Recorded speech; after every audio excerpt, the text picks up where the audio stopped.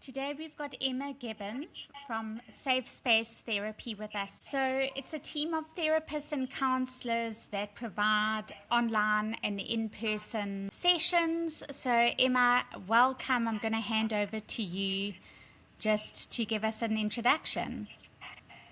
Okay, thank you so much, first of all, for having me. But as you said, my name is Emma Gibbons. I run a company called Safe Space Therapy that started in 2022. I'm the director of it, and then we have psychologists, social workers, and counselors that work for Safe Space Therapy. We make mental health accessible, affordable. We offer online, in person, and you just can book via our website, which makes it very, very easy. And we've been growing in workplaces, doing workplace wellness, which a lot of people don't understand, but we come into the workplace and we provide counseling because a healthy employee is a happy employer.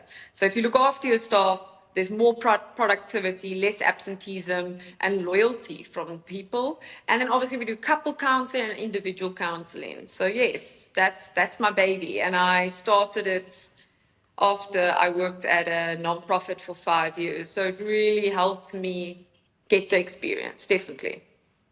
Amazing. Okay, great. So what are your main focus areas, would you say, at Safe Space Therapy? Well, for me personally, finished my master's at Stellenbosch in addiction and mental health care in 2019, and I'm currently busy with my PhD in addiction mental health care. So I'm very specialized in mental health care with crisis management, trauma management, and then obviously addiction and how it impacts the family as well. Other things with my other therapist, mental health is so broad. We got depression, anxiety, ADHD. We take a CBT approach, psychodynamic approach, cognitive behavioral, where we want to short-term change behaviors through, good reinforcement, positive reinforcements. So all my therapists are trained in that. I think it sometimes comes down to finding the right shoe that fits, someone. Like people want to rush it or accept your counselor to be a match. But I'm like, to find your husband or wife, it takes a while. So just understand your therapist. It's okay to go, you know what, I don't feel like we're gelling well. And that's why we have a broad amount of therapists that we can rather refer them under safe space to someone that, maybe will be better suited. Absolutely, that couldn't be more true. Okay, can you tell us about what you are discovering in terms of what South Africans are really struggling with? Maybe like two or three areas that South Africans are really just stuck. Well, I think obviously when we look down to the human psyche, I think it's important that individual confidence and in our capabilities, it's how we operate in the world, and I think with the lack of employment is reducing that confidence, especially from people that come already from broken homes and they just don't have value. So that's often we find people don't, and these are two things I've seen, it's scary when people don't fear the correctional services, they don't fear it. And also people have lost faith in religion, so they don't fear God. So it's the fact of people are still getting away with a lot of things or doing things. It's easier to make money. So quick money is easier. And then also I would say in South Africa, school dropouts to look after family members, or once again, quick money. So if you're working in the gangs, you're going to get quick money. And that people need to realize about responsibility, endurance has a lot of it to pay off, not instant gratification. And also when it comes to rehabilitation, not only of people with addiction, it's mental health people that come out of, mental health institutions or correctional service. There is no such things, and this is what I'm focusing on in my PhD, there is no such thing as halfway houses. And that's a place, Yes, in America or first world countries would be the middle. absolutely. So you come out and then you go back in your environment. Anyone would, There's no relapse support. within the mental health. No, definitely. So halfway houses, the statistics that show the success of people that do go to a halfway house is fundamental. So I think that in South Africa we could learn a lot from, definitely. Oh, that's such a good point that you've just made. There really is no support to integrate back again. No, Um, nothing. okay. How has mental health management changed in I the wanted last? to, sorry, if I can go No back, problem. I wrote here for South Africa. I think, and I might get a lot of hate, but I think I've just learned to speak up, and I think conversations are important. I think in South Africa, Yeah.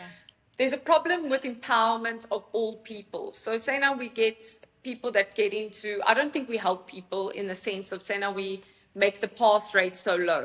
Or you get in because of your, at a lesser percentage in universities because of your skin color, because of the past. I feel sorry for those people in the sense I don't feel we're helping. So what we get, make them get into No, we're not. make people get into a very difficult subject at university Situation. and they passed, yeah, they passed 15% less and they got accepted. We're not helping, we're not preparing. So what they fail in university, feel worse as a failure, feel, they're a dropout. That does something, you just go 100 steps back, where I would rather empower people through doing a bridge course, through having, Exactly. first we start with like high school and having aftercare services to make sure they meet the par. But in the long Yeah. term, it's actually quite insulting, I think. It's insulting to any human that, okay, because of something, you must achieve lesser. And I think, no, you achieve greater. Yeah. So that I'm very big on. But yeah, sorry, carry on your next There's question. been a study actually on that with the literacy rate, the comprehension and understanding of primary school children. And you're absolutely right. By doing that, the foundation level of education is so weak. And they're just being pushed, pushed, pushed. And these kids are under so much pressure. They're not tooled up, they're not skilled.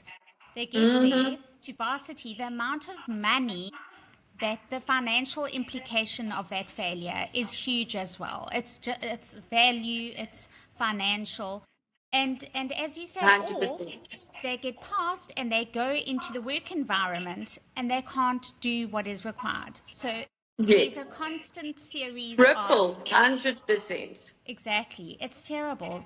It's really, really. It's great that you actually brought that up because I think the education system is very flawed as well. I wanted to ask you about mental health management and how that's changed over the last few years. Well, I've actually worked in this industry now 12 years. And what I've seen change, even though people might disagree with me, but I work, when they want to disagree, but I literally work hands on hands with people with mental health. I think the stereotype and stigma is changing. Whether they receive counseling, but they don't go to the world and go, I'm getting therapy. It's not that. It's the fact that they're getting therapy, and I don't feel like they should make a declaration, but they are accessing it. They are still a bit of, shameful, but they're coming. They're walking in my door, which is very important. I think men are 100% coming out more, especially African men. I find it nice and challenging, but it feels so, so good. And they've made fundamental changes that have helped them break generational patterns. So, people are becoming more woke, people are becoming more aware, even though they're not going to tell their friends and family. But Yeah. it's baby steps, isn't it? Because if he or she feels comfortable with it, they'll tell their kids, by the way, mom, dad, I did go to therapy. That'll be a therapy gold mine for them to be comfortable and proud of themselves rather than ashamed. Absolutely. Fantastic. Okay, so what are the biggest misconceptions when it comes to mental health? A lot of people feel there's something wrong with me. Why me? I've got something fundamentally wrong where I'm like, sure, I wish I could tell my clients how many there were out there that, sure, I wish I could give them the names. I'll never do that, obviously, confidentiality. But just telling them, that person you saw in the road, that person's also struggling. So that I definitely think, and also with the African community, a lot of them would say it's a white person's problem, Mhlungu problem, and they feel that it's just not as acceptable, which is quite hard. But to break that cultural barrier, I've learned some Xhosa last year. I'm still going to learn this year to get respect and obviously to meet them at a level, because why do they know English and I don't know Xhosa? So that already helps. But it's in everyone's problem. We live in an age of survival. We've experienced a recession. We've experienced COVID. We are all in survival mode, and there's only so much capacity we can take. So yes, getting a load off with regards to therapy is brilliant. Absolutely. In your opinion, what are some great coping mechanisms to help women conquer anxiety and stress?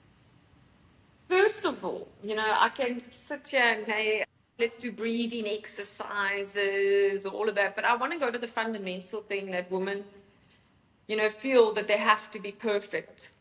We work in an age where we don't normally see traditional households where the wife is at home or the woman's at home. So women become mothers, they become, employees or employers, they become wives. So they have to, couple duties, I suppose. But I think it's that thing of, feeling, because also for years, women have always been put down, underestimated, that we have this in us that we have to do better. We have to prove ourselves more. And I think that puts a lot of pressure on ourselves to be perfect, and that in itself creates a lot of anxiety. So I think it's really important. And I went to this awesome thing where Good Hope hosted it. And it was so about women empowerment, and it said we shouldn't be afraid to share our crowns, which I thought was quite interesting. It's like, as women, we just want to be independent, do it ourselves, don't need help. Where it's okay to share things, co-work together to get to a goal and share that crown. We don't have to just survival mode, embrace each other, ask for help. That will reduce anxiety. But obviously, there's other things that I could say, beauty pressures, all of those to be everything. But if there is anxiety, you must, therapy, 100%. So you can break negative coping skills, coping mechanisms. Obviously, a Pilates, anything that, increases those endorphins and dopamine, 100%. Okay, great. So obviously, you know that we've got extremely high GBV numbers. Chat to us about a healthy relationship. What does that look like? I think we've lost the baseline, and it's a very good question. Let's get back to what makes a good, healthy relationship. I think in South Africa, the biggest problem is generational abuse. So if you are abused as a woman, your child will also be in an abusive relationship. If your father's the abuser and you've got a son, he will become an abuser. And I can't tell you how true that is with my clients, statistically, personally experienced. I think we need to get to the root of allowing emotional vulnerability. I think I've learned a lot where ego comes to play, and this comes from insecurities. Once again, if someone didn't finish their educations, it does play a role. If someone was belittled as a kid or has an absent father or mother, there's something wrong with me. They can't take criticism.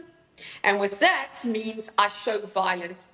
It's easy to show I'm big and scary because I don't have the words to articulate it. I don't have the education to make my facts clear. So what do? I use my aggression.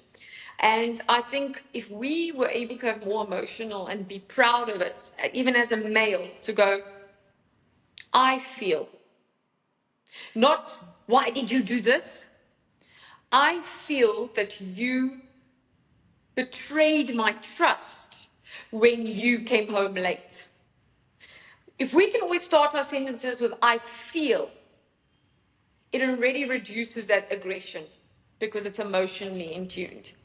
And I think we need to realize I've had many clients that were open and said, yes, I've a woman beater, I've abused my wife. But they open up to me and they're willing to change. Emma, I don't want to be like this. And then I found out his father was an abuser. And I said, that's what you need to do. Change the generational pattern. So your children can witness it. And we work together, but someone must be willing to work with me. But 100% healthy relationships, emotional vulnerability with regards to open communication and respect. It must be such an incredible feeling for you to see a client reach a place of stability, emotional Oh, vulnerability, like all of it must be amazing for you. and for them, I see such a sense of pride and accomplishment. Yes, You know, they're not walking around the world negative anymore or feeling down on themselves. Because I can promise you, when they look in the mirror, no one goes, "Oh, I'm glad I hit." That's where the honeymoon phase comes in. The abuse happens, and then after the abuse, the honeymoon, baby, you're so perfect, it won't happen again. Because I believe that's genuine. I do. It's just they don't know how to control the aggression or vocalize their yes, emotions. So it's now someone with even less self-esteem, and then the spiral goes on. So to see them continues. break that, the pride they feel, I didn't, and it sounds awful, but I didn't use my nasty words for verbal abuse. I didn't hurt my partner. I walked away. It was so hard, Emma, but I did it. And then I give them positive reinforcement, and that's cognitive behavioral therapy. So yes, it's absolutely fundamentally amazing. Amazing. So now most of us obviously spend the majority of our time at work. Going from a healthy relationship, what does a healthy environment, work environment look like? Because that can also be pretty toxic. And I say this to a lot of my employees. I go, I've worked in toxic where you gossip and come to me. Tell me what's wrong. It could have been resolved in 1 second. If you're unhappy, tell me. Tell your employer they cannot read minds. And being passive aggressive is not the way to go.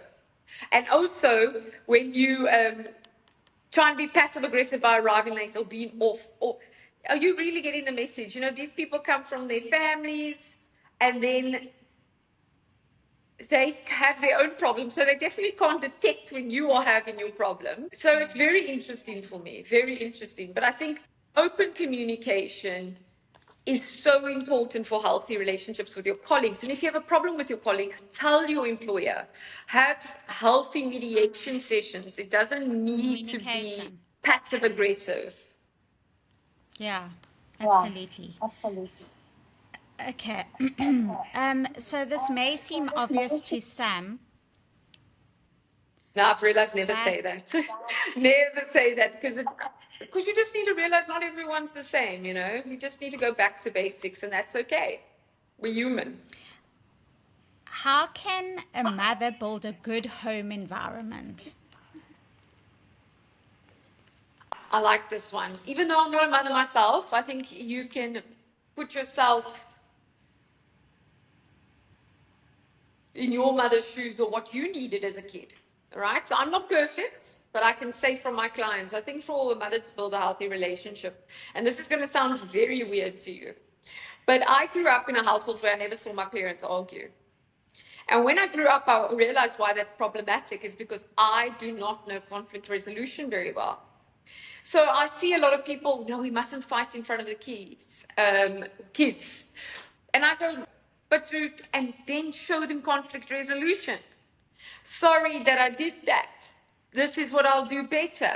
That has shown them that the respect is there and that open communication and conflict resolution isn't just about relationships, it's about work, it's about friendships. That conflict is okay because it shows us conflict resolution. So I think it's very interesting that I feel like moms also need to speak up. Do not put things under the rug. If your partner has upset you, it's so easy to go, oh, I'm too tired to talk about it. What happens is there's a huge load in a box in the corner, and then you form resentment towards your children and your partner. And that's when you become snappy. I think, you know, to build a healthy relationship is from the beginning. You know, empower your kids, let them take initiative, you know, make sure you set rules and consequences and keep to it. If you take your child's phone away and you say one day, do not give it after 30 minutes. Rather say less if you're too weak than too much, because if they know there's a gap, they will Yes. take it. And if you are in a mom and dad are together, I think it's important to be a team. A lot of parents let, your kids rule your life. They come into your life, not you must go into their life. I think that's quite important. Yeah, that's a very good point. Okay, great. So let's chat about depression. How can therapy support and improve this? Okay, so depression rates are, we got situational depression, which is sometimes situational depression can be because people, the weather, winter, they have it bad. And then you get that seasonal depression. Situational depression can be grief, where it lasts for 6 months. But chronic depression is getting larger and larger. I think it's the pressure of the world. Like I said, there's been two huge crises of a recession and then COVID-19. And obviously mini recessions, many economic, when you have to get retrenched, it's a lot of that. But therapy, I say to people, when you need to go on medication and someone's diagnosed you, go on it. You've got nothing to lose. We're in the 21st century. These things, 50, 100 years ago, people did not have this and they lived a miserable life. Life is too short for that. So if you need to get on medication, it's literally as if I had heart problems and I need to take high blood pressure. You don't see people arguing about that. So take medication, and then what happens is I can't give therapy if you are chronically depressed because we are talking, we are sitting there, but you're not listening. You don't want advice or help. You're so low that you're just breathing. So that's why we sometimes like doing medication, working with that. I will do a referral, then they come back and we do excellent therapy. It's not going to be completely gone, the depression, but how to look at positive, how to regulate those feelings of feeling down. Yeah. Okay, so on to another serious subject. How does suicide, especially on the now youth, it's obviously on the rise. What can we do to protect them? Because they're facing a lot of challenges. So, suicide, I mean, there's been kids as young as 10. I mean, those kids, we read in the articles that, I think it was in Stellenbosch where the kids, and this one girl, I remember, committed suicide in the school bathroom. What we can do to protect them, I personally believe, and you won't believe how terrible this is, we should have a social worker in every school, yet there isn't. I think there should be a social worker or psychologist or both in every school. I think instead, life orientation is the most useless subject because they don't utilize it well. I think, you need to talk about topics of depression. I think maybe a social worker or psychologist should be put in the position of a life orientation teacher. I think we need to be educated so prevention can happen and the warning signs can be seen. There's something about planning it, acting on it, and you need to see the difference because if it's just, the beginning stages, it can be prevented. So to protect them, we also as parents need to make sure what their kids are accessing on social media because that's where it stems from, comparisons to what other people are accomplishing, which we all know is fake. It's all a facade. But in order to protect that is very important to check in with your children and go, how are you? How are you feeling? What's going on? Because bullying is one of the worst, and bullying needs to be taken very seriously at school. That's why I also believe there juvenile centers, and now I know it sounds hectic, but things where kids can go get, or they get community service. But bullying is one of the leading causes for suicide. So I think that needs to be very much addressed. Absolutely. Especially with what happened with that school in, where was it, Molnerton? Milnerton, wasn't it? Yes. Yeah, That should have that was been prevented. It's been going on shocking. for years. Yes. It's been going on for years. And I think also, I mean, one wonders what's happening at home. I mean, it's not to point fingers or anything, but how is that, is it Yes. something that children copy what they see? 100%. And then So, my so sister's a teacher, and she said, it's very sad, but a lot of parents are so tired. They're working jobs. Then they expect the teachers to be the parents, and that's not fair. Yes, yes, that's so true. My That sisters is had true. someone, a mother said to them, please slaan my kind, hit him, I don't care. And that shouldn't be happening. We should not, teachers should not be disciplining your kids. That should be happening at home. They're there to learn.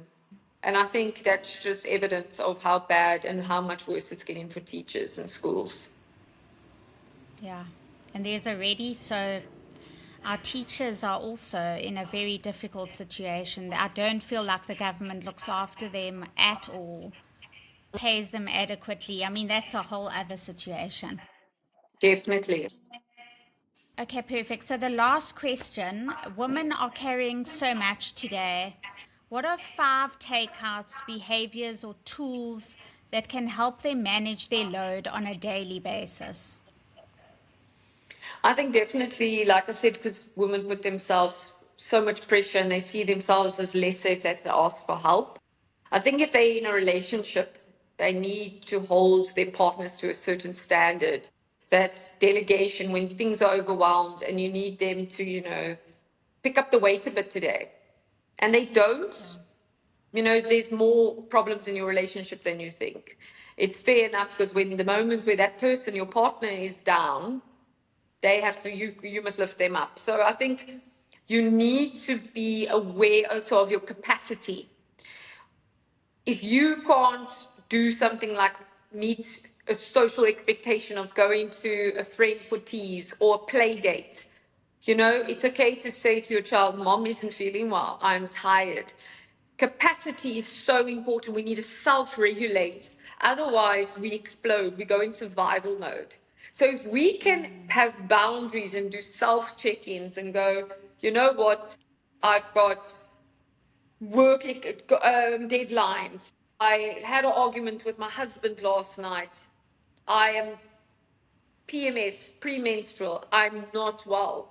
So why do we push ourselves and then go to these social commitments when we honestly can't? It doesn't make you any lesser. And that's why I say that book from Mal Robbins, Let Them. I think it's very important for us as women to go read that book. So let people think what they're going to think about us. But ensure that you are okay because they're going to talk shit about you anyways. And I love that about her. So you need to make sure you're okay. Because if you're not Yeah. okay, your family's not okay, your children aren't okay. They feel that energy. I solely believe in that. So when you speak up, say things are getting too much.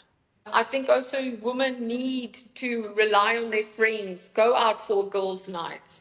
I think that's very important to prioritize. Like I said, if you find the rest happens, you're not selfish for it. If you want to call it selfish, I call it self care.